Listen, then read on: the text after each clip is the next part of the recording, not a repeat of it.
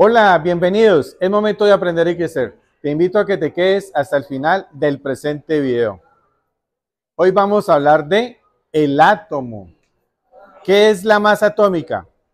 El pequeñísimo tamaño del átomo hace imposible la determinación directa de sus masas utilizando una balanza. Es posible entonces hacerlo de manera indirecta midiendo la masa de un número enorme de átomos y luego dividiendo esa medida entre el número de átomos considerados. A esto entonces le llamamos promedio. Es decir, que tenemos la suma de las masas atómicas del átomo dividido entre ese número de átomos. ¿Qué es la masa atómica relativa? También es posible determinar masas atómicas relativas, es decir, comparando la masa de un átomo de un elemento con la masa de otro átomo que se toma como patrón o referencia. En 1961 se eligió como patrón al isótopo más estable del carbono. Con base a él se define la unidad de masa atómica, es decir, UMA, representada con la letra griega U. Es decir, que una unidad de masa atómica es igual a 1.66 por 10 a la menos 27 kilogramos. ¿Qué tenemos entonces como UMA?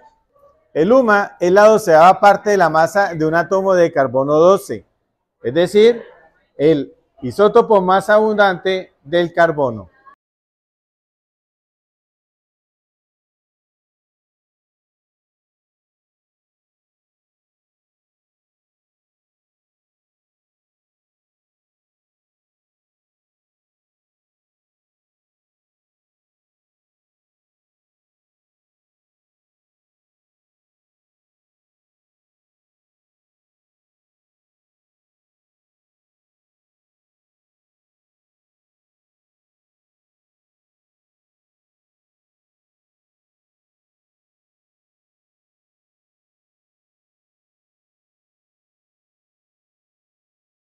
Para hallar la masa atómica del silicio, en la naturaleza tenemos los siguientes isótopos: silicio 28, silicio 29 y silicio 30. ¿Qué quiere decir eso? Que es el mismo elemento químico, pero se van a diferenciar en la cantidad de el número de neutrones. El número atómico, por lo tanto, va a ser igual para cada uno de ellos, que en este caso Z es igual a 14, indicando que tiene 14 protones. El porcentaje de abundancia en la naturaleza para el silicio 28 es de 92,28%. Es el más abundante que encontramos en el planeta Tierra. ¿Seguido de quién? Del silicio 29 con un porcentaje de 4.67%. Y luego tenemos el silicio 30 con un porcentaje de 3.05%. El cálculo de la masa atómica MA en este caso va a ser igual a multiplicar el valor del porcentaje de abundancia del isótopo por su número másico, en este caso para el de 92.28 su número másico es 28U, más 4.67%, que es la abundancia del silicio 29, por su número másico que es 29, más el porcentaje de abundancia del silicio 30, que es 3.05, por su número másico que es 30U. El resultado de estas operaciones matemáticas dividido entre el 100%, entonces nos va a dar la masa atómica relativa para el silicio. En este caso nos da 28,11 unidades de masa atómica. Recordemos que el número másico A es el valor redondeado de la masa atómica.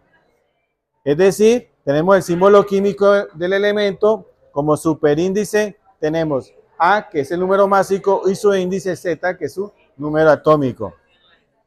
Redondeando entonces el valor de 28,11 unidades de masa atómica, vamos a obtener su número másico, que es 28. Por lo tanto, la escritura vendría a ser silicio y como número másico 28 y su número atómico 14.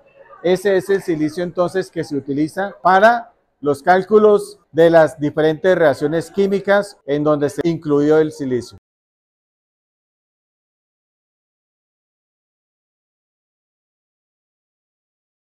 Como su nombre ya sugiere, el espectrómetro de masas nos permite determinar la masa molecular de la sustancia que introduzcamos en él, mediante algunos trucos. En pocas palabras, se trata de hacer moverse a las moléculas de una sustancia en un tubo de una determinada geometría en el que se ha hecho un alto vacío. El viaje que van a hacer las moléculas por ese tubo vacío está llena de trampas. En primer lugar, necesitamos que las moléculas de la sustancia a analizar se vaporicen. A eso ayuda el altísimo vacío. Esa es la primera trampa. Seguidamente, necesitamos que las moléculas adquieran una carga eléctrica, generalmente positiva. Así, las moléculas se convierten en partículas con masa y carga.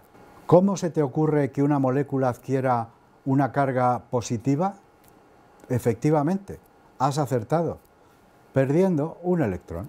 La siguiente trampa es entonces hacer pasar a las moléculas vaporizadas a través de un haz de electrones creado por un filamento como el de las bombillas antiguas y un ánodo. Los electrones del haz, al chocar con las moléculas, raptan un congénere de cada molécula que se convierten en partículas cargadas positivamente. Vayamos a la siguiente trampa, un campo magnético. Toda partícula que posee masa y carga describe una trayectoria concreta, por ejemplo circular, dentro de un campo magnético. Las moléculas cargadas ahora se mueven a gran velocidad por el tubo vacío gracias a unas placas eléctricas cargadas que las repelen. Así entran en línea recta en el campo magnético y, dependiendo de la fortaleza de este y de la relación masa-carga, sufren una cierta desviación. La molécula, como partícula cargada, adoptará una trayectoria circular. Lo importante es que el radio del círculo depende de la masa. Digamos que a las moléculas les sucede como a los vehículos. Un coche pequeño tiene un radio de giro menor que uno grande, y ya no digamos que un camión o un autobús. Si en la pared final del recipiente, que está a 90 grados respecto de donde se introduce la muestra, ponemos unos detectores, sabremos dónde choca y con qué radio ha girado. Así podemos determinar la masa de las moléculas de la muestra. En pocas palabras, os he contado cómo funciona en esencia un espectrómetro de masas. Los espectrómetros de masas dan una información tan importante que se han llegado a enviar a Marte para detectar la presencia de moléculas relacionadas con la vida.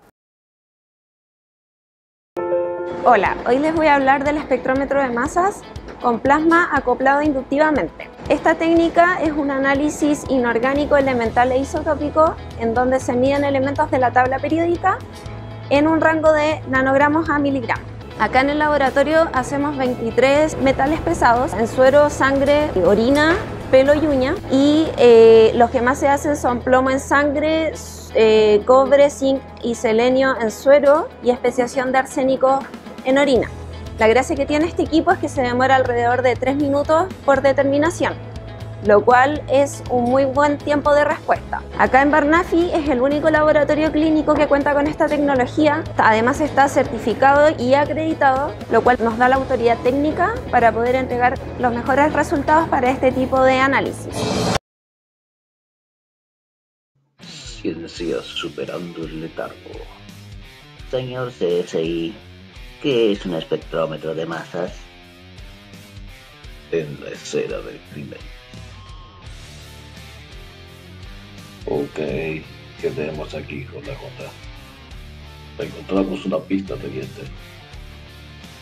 Una sustancia en el zapato de la víctima.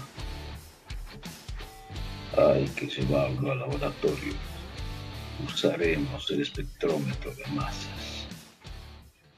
En el laboratorio tenemos alguna novedad. La muestra presenta una alta concentración de hierro y silicio. Entonces, el crimen ocurrió en el desierto. Oiga, jefe, ¿cómo sabe eso? Otra jota, por favor, ilustre al momento. Por supuesto, teniente. El espectrómetro de masas.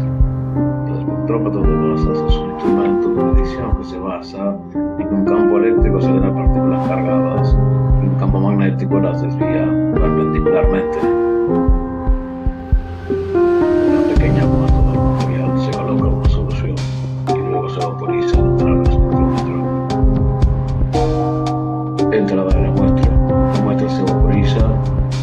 inyectan electrones protoniones. Dos placas paralelas cargadas producen un campo eléctrico uniforme que acelera los iones. Imanes producen un campo magnético que desvía lateralmente los iones según su relación carga-masa. Los iones desviados impactan en un sensor. Claro, en el sensor se registra el espectro de intensidades según la masa de iones, como esta gráfica para el mercurio y el cobre. Exacto, novato. El espectro de la muestra de zapato de la víctima delata dónde estuvo. En un lugar con mucho hierro y silicio. Suelo desierto. Señores, preparen sus maletas. Nos vamos a Las Vegas. Muy bien, si has llegado al final del presente video y te ha gustado, no olvides darle un buen like y suscribirte a más videos como este. Gracias.